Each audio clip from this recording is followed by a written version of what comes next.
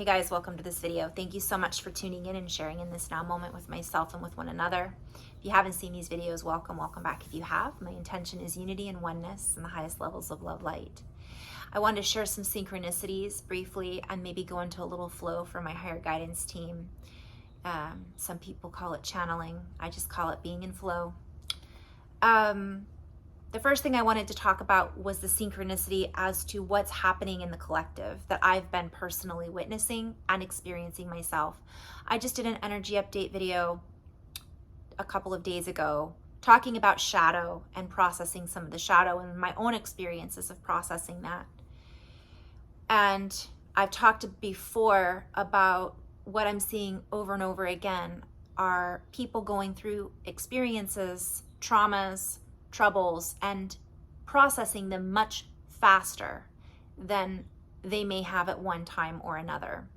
Part of what I do is I point that out. So if I'm in session and I've worked with someone a few times and I see how far they've expanded or how far they've come, and they're still in a place of not recognizing that, or they might be in a place in the moment of our interaction of feeling like they haven't done what they came here to do or whatever it might be.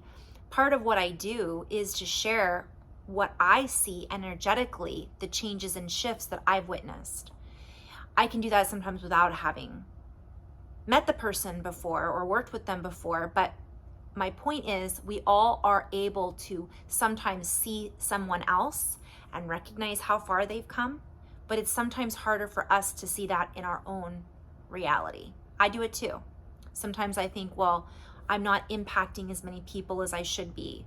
I'm not doing everything I came here to do. I'm not doing a very good job of being a spouse. I should be more this, I should be more that. And we all do that from time to time. It's easier sometimes for us to see what progress the people in our lives or our clients or whoever it might be that we're working with have actually made. So recognizing that and then looking at that as a reflection back on us is really important right now, because we are in a space where things have shifted so impactfully that the ripple effect hasn't quite caught up with us yet. And I'm going to talk about that in just a moment. I might go into flow about that with the guides. And so what happens is I come across many people in session that I'm sharing because I feel that if one person, or let's say if I have 3 or 4 people that I work with and there is a common theme, I like to share that with you guys, because it's not just what they're experiencing, right? It's what probably many people are experiencing. And that right now, that common theme is not necessarily recognizing how far each of us has come. And it's important to check in with ourselves daily, but weekly if possible. Monthly would seem like if I check at the end of the month and I didn't check through the whole month, I wouldn't even recognize some of the things that I had gone through that week. This week, I processed shadow. I saw other people's shadow. I processed a lot of heartache and pain that I felt in my heart for the people that were suffering across the United States and beyond, right? We are empathic and we feel that collective energy of pain sometimes, and we process that. And what I would venture to say is it's not just for the collective. We're processing that for our own recognition that we are all one. So that's big. We've had so many things happen in the past 2 years between fires and hurricanes and COVID, people who have had their ups and downs in their business and finances because of what's been happening. We have people who have experienced sickness, whether it just be because that's something that has been created in their bodies due to disease, or perhaps a side effect of some of the things that we've experienced in the last 2 years. And stress. There's a lot. And I've had a couple conversations this week in session where the person I was working with had shared with me not only their own pain of what they've been processing, but recognition of all of the other people in their lives that are directly affecting them, and vice versa. And take what I just used as an example. We all have friends, family, people that we know, coworkers who are in it. And at first, having all of these people around us that are having what seems to be negative things happen in their reality can actually reflect back to us and make us feel worse at times. Wow, is anybody happy? Right? Everybody I know is suffering. And that might be true right now from the perspective that we're holding.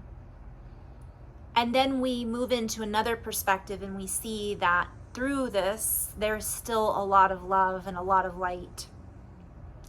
And it is that constant cycle that is life. And what I've been witnessing is, again, leading back to what I said in the beginning, I've really had to go into my heart. And when I'm working with someone or having a conversation with someone, coming into that place, I call it listening for the sound behind the sound. What are we really talking about? What's really being asked? What's the question, or what is the aha that we're having right now? Because sometimes when we recognize the pain that others are going through, it helps us to recognize that we're not alone. And in that moment, it helps take us out of our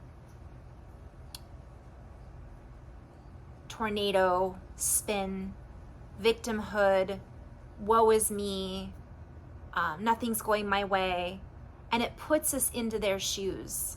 And we recognize that everything is slightly different for everybody else.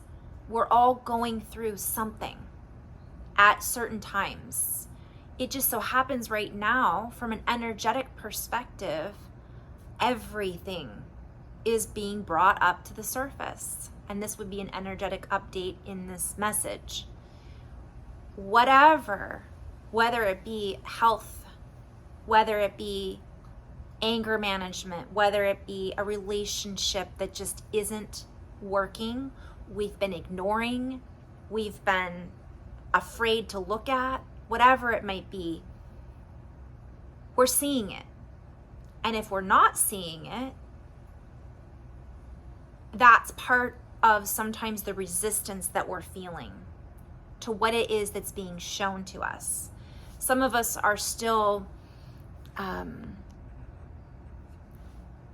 resisting seeing it. We might be able to see it in other people's lives, but we don't see it in our own, or vice versa. So I had some really amazing sessions where I was able to see this week how far some of the beautiful light workers I've worked with in the past to where they are now.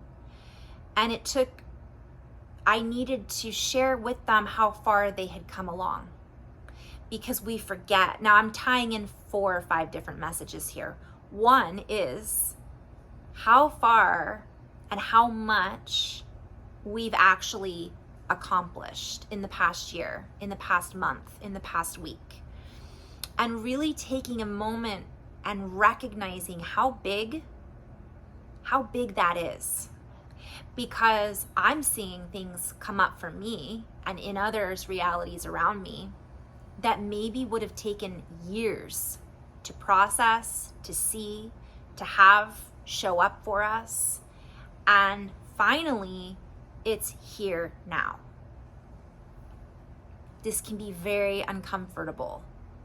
It was uncomfortable for me this week. Some of us, and I want to go into the energy as well in just a moment.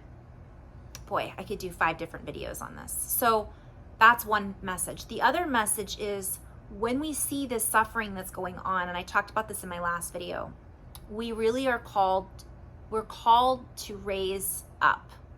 We're called to raise our sights, our prayers. We're looking outside of our own problems, and we're putting our feet in the shoes of another. And what that does for us is helps us recognize that there is more that we can be of service. There's more than that, though. It's not just about being of service. There's more to everything. So we start to see how big and how little things actually are. And let me go into that a little deeper. We might start to see certain things that we thought were a big deal, because to us they were, comparatively are really not that important. And in seeing that and witnessing it, it can help us integrate it a lot faster. Or it can help us to look at it and say, well, why did I feel that this was so important?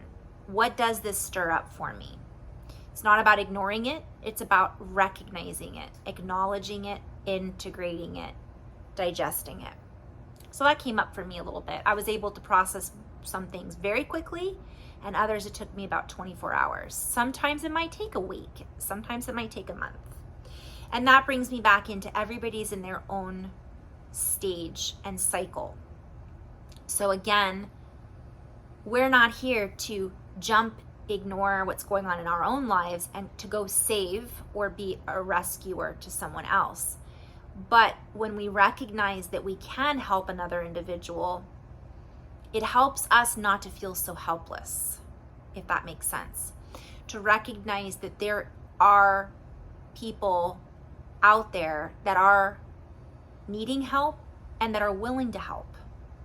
We all have something, I'm going to get a little emotional here, that we have to offer and to share with our fellow humanity.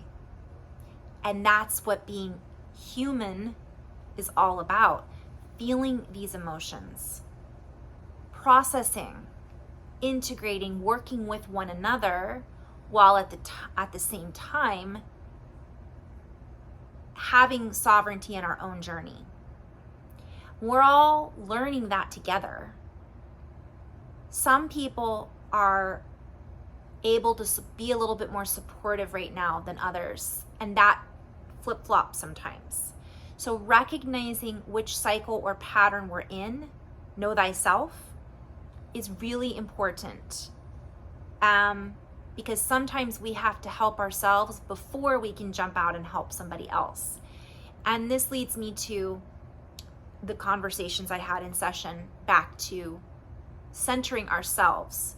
If we're spun out from feeling sad for others, being in a place of fear, being in a place of doubt, and then we go out to do something that is beyond our scope, beyond our expertise, beyond our current limitations, it can spread us thin, meaning our energy is then all over the place, and we create what I refer to as energy leaks. And then we're giving energy here, we're giving energy there, and it's not centered enough for us to maintain our own composure.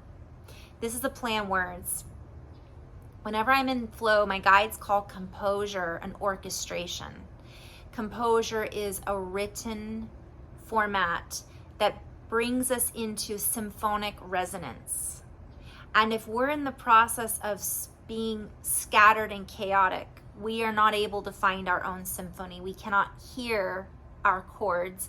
We cannot make our appropriate measurements of time. We don't know when our cycles are. Should I be doing this? Should I be doing that? Until we come back into a place of centered stability. That may require us to just be quiet and to perhaps go into that place of stillness before we go out and do whatever we think we need to be doing or participating in. There are some people that we look up to, whether they be healers or teachers or scientists, and as we have these moments of clarity, we may start to see that that person is going through something. I'm sharing this because this is where we're being called to really stay out of a place of judgment or hierarchy and recognize that oftentimes those adjustments need to be made, and they're going possibly through a process of up leveling. And so for those of us who are, well, let me just back the truck up for a moment. Boop, boop, boop, boop. When we see that going on in someone else's reality or life, we are also being called to uphold our clarity and responsibility to just hold space. It's not about jumping into their story. It's not about jumping in and being the savior, rescuer. And it's also not necessarily about jumping in and being the teacher. And I'm going to go into that a little bit more. And I'm guilty. I've done this before. How often have we been like, oh, I'll help you. I'll fix that. Let me help you fix that. And we come from our heart. We want to fix and help and support. But what I'm noticing is part of what this next cycle is, and this next layer is, it's about our own self-mastery. So if that person asks for help, or we can say, I'm here if you need me, without projecting or jumping in, whatever it might be, which can be challenging if you're a mother, right, or a father, or an older sister, or a sibling who had to take care of other siblings, or someone even who never did that but feels like they need to prove themselves because they have a gift, let's say, and they're really good at it, but it may not be what's needed in that moment for that other individual. So it's really important for us to use our own discernment to see, and when we're seeing someone else have a breakdown or go into a space that we're not used to witnessing them in, especially with social media, right? A lot of us, we're on social media interacting with each other, and I see this happen a lot where people feel the need to sympathize. People feel the need to interject and add their opinion about what's going on for that other person in their life. And more my guidance team is like, not necessary, because this is a platform where we're expressing ourselves. And while it is an internet and an interconnective platform, it is also a recognition we're still learning how to have those boundaries. We're still learning how to have without projecting on someone else. And that's part of this experience. Part of this next level and leveling up is, am I crossing a boundary? Am I projecting my opinion right now? Is because while we're seeing what's going on in their reality, and we might be able to interject and say, this is what's happening to you. You have an entity attachment, whatever. We also are being called to reflect back to us and recognize, where am I at in my perspective right now that I can see that in them? And is it my job to correct that? It isn't. And sometimes we're just called to be compassionate for whatever that person is going through. Being compassionate for their journey and compassionate for their experience, we can still be empathetic without sympathizing. And there's different. So again, we're being called to our own self-mastery and not necessarily get involved, in what they're experiencing. Having compassion and recognizing that they're being raw right now. And so that's something that when we put ourselves out there, we are opening up that can of worms, so to speak. But on the flip side, if we're all to come into that space of balance, it'll feel more supportive, and it won't necessarily be as hierarchical as it has been in the past, if that makes sense. Because essentially, when we're interacting with others, part of what we're doing is teaching through living. We become, we teach through action. We're the ones, acting out what it is that we want to see in the world, right? So we are being called, would we want somebody to do that to us? It's the golden rule. Would that make me feel better or worse right now? And would that make me feel better or worse right now? Who's the me that I'm asking that question to right now? What me is wanting to participate in this way? And this could be not just wanting to tell someone what they should or shouldn't be doing. It could be getting angry with someone. It could be a lot of different things. So fill in the blanks as to where, always asking ourselves, which version of me is this coming from? And just that quick second of self-awareness is part of this weaving that we're experiencing in these higher realms, in these higher, this is how we interact. That doesn't mean that we're not going to fall flat on our face sometimes, or we're going to make a decision that maybe we come back to look at later and go, ooh, I could have probably handled that a little differently. Just because we are having these massive up-levelings and ahas doesn't make it any less human in our experience. Some of us are very entrained in expressing our emotions in one particular way. And so that's part of this. You guys, we're all learning and growing and teaching together. Also recognizing during these vulnerable times as we make these growth and expansiveness, sometimes we don't need to put it out there. Otherwise, we might recognize that we're drawing back to us others that maybe aren't necessarily in alignment or harmonized within themselves. And that's just part of us interacting in this world. There's always going to be that person, place, or thing that acts as a sounding board or a trigger, or is, in essence, the Hyoka, the teacher, the coyote medicine, right? The trickster. So I was called to really kind of look at that this week for myself as well. Energetically, what I'm also seeing is that there's a lot of people who are really opening up their chakra system, if we want to just label it as such. Their filtration has cleansed out, and they're starting to see and pick up on, and we could call it clairvoyance, clairaudience, clairsentience, knowingness, telepathy, whatever we want to call it, but we're starting to see that people are more aware. They're more sensitive. They're softer in some ways to humanity.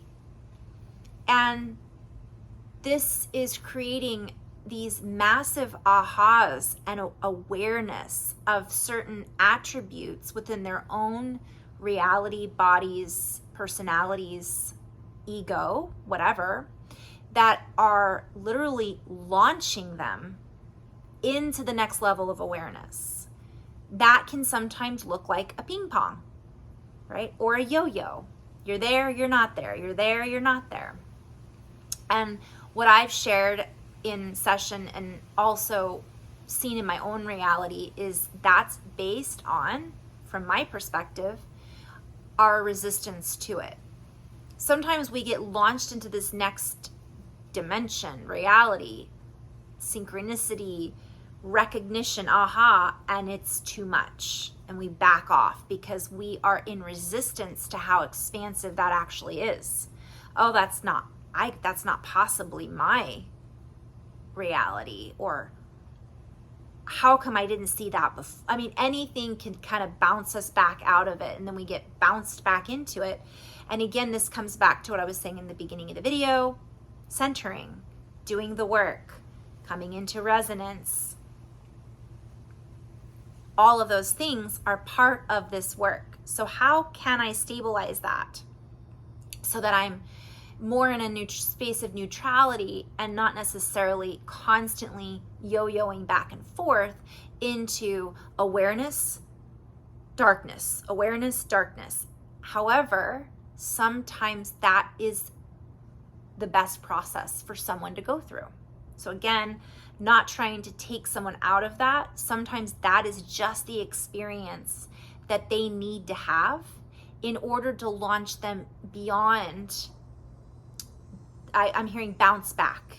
So it's like bounce back, bounce back. But if you can go far enough, that long wave trajectory, right, then it carries you all the way to the shore, to the next level. But some people really like to just ride those waves over and over again and get the rush, and then eventually they'll come in when they're ready. That resistance, though, has been what I've been seeing happening a lot. And I've done a lot of videos on this, but I'm just called to remind everybody, resistance doesn't necessarily look the way that we think it does. Sometimes it just is us feeling like we're on edge. Part of that can just be our knowingness that something is about to shift. And we're feeling like, uh-oh. Part of what's happening is we're also feeling the ripple effect of a collective energy. When we are communicating as a higher, well, we've always been able to do this from my perspective, but because many of us have done the work, and I'm not saying this is just because people have done the work, but I certainly feel strongly that that hasn't hurt. What that looks like is the meditation, grounding, which helps us when we're doing these higher, when we're doing, obviously you can't do grid work really unless you're connecting with the earth. I guess you could, but that doesn't, anyways. So what people have started to do is, rather than skipping, a lot of people have decided to start doing a cleanse, getting fluoride out of their diet, drinking clean water, grounding barefoot, meditation, whatever it might be. People are trying different things to see how it feels, and then they're following that inner guidance. What that does is it activates dormant centers in the body. Now, while this is happening, we then become these humming devices, this instrumentation for our symphony.